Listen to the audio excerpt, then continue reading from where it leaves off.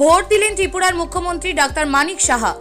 শুক্রবার আগরতলা মহারানী তুলসীবতী বালিকা বিদ্যালয়ে ভোট দিলেন ত্রিপুরার মুখ্যমন্ত্রী ডাক্তার মানিক সাহা।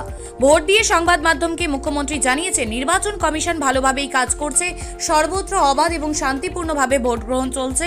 পশ্চিম ত্রিপুরা লোকসভা আসনের ইন্ডিয়া জোটের কংগ্রেস প্রার্থী আশিস কুমার সাহা নির্বাচনকে প্রহসনে পরিণত করা হয়েছে বলে যা অভিযোগ তুললেন, তা যদি সত্যি হয়ে থাকে তাহলে নির্বাচন কমিশন সেটা অবশ্যই দেখবে। বিজেপি প্রার্থীদের জয় নিয়ে 100% নিশ্চিত ত্রিপুরার মুখ্যমন্ত্রী ডাক্তার মানিক সাহা।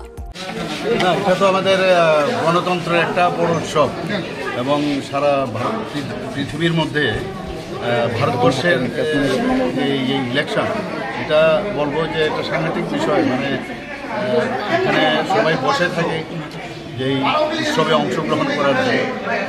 ত্রিপুরা তো আজকে ফার্স্ট পেজে, প্রায় সারা দেশের সাথে এখানে ফার্স্ট পেজ আজকে থেকে শুরু হচ্ছে।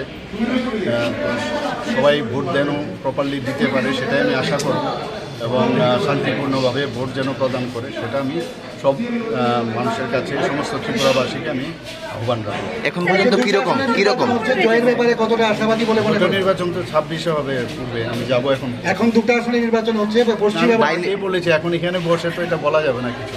আচ্ছা, এই কেন্দ্রে লোকসভা কেন্দ্রে বলবো যেন ভোট যেন দেয়, এই পার্টির পক্ষে এখন বলতে পারি। এই লোকসভা কেন্দ্রের প্রার্থী যিনি আশিসবাবু অভিযোগ করেছে তাদের পুলিং এজেন্টকে ভিতরে ঢুকতে দেওয়া হচ্ছে না, গাড় ধাক্কাতে বার করে, সেই বিষয়টা কিভাবে দেখছেন? কি মনে হচ্ছে এরকম তো মনে হচ্ছে না আমার কাছে।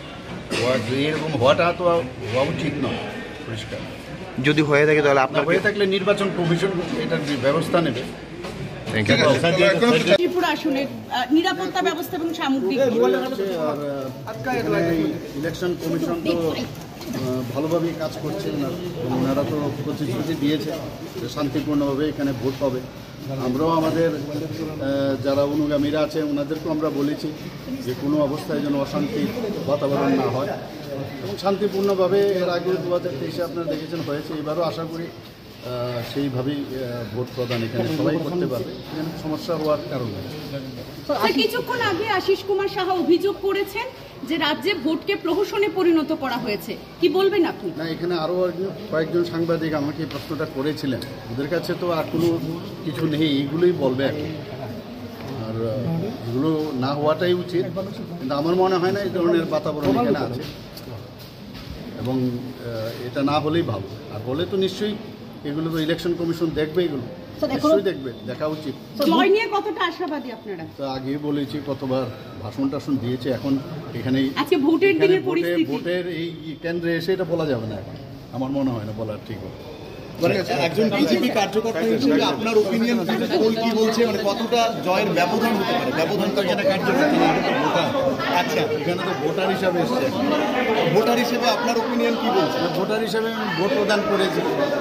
একজন ভোটার হিসেবে কি চাইবেন যারাই ক্ষমতায় আসবে তারা কি কাজটা সবার আগে জানো? সবার আগে উন্নয়ন, মানুষের যে সমস্যা আছে সমস্যা সমাধানের কাজ করবে।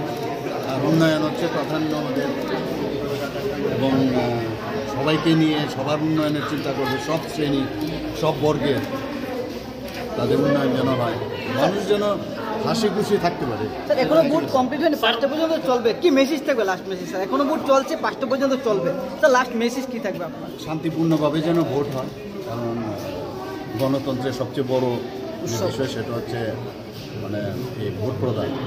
এই নির্বাচন এটাকে উৎসবের আকারেই সবাই নেওয়া উচিত।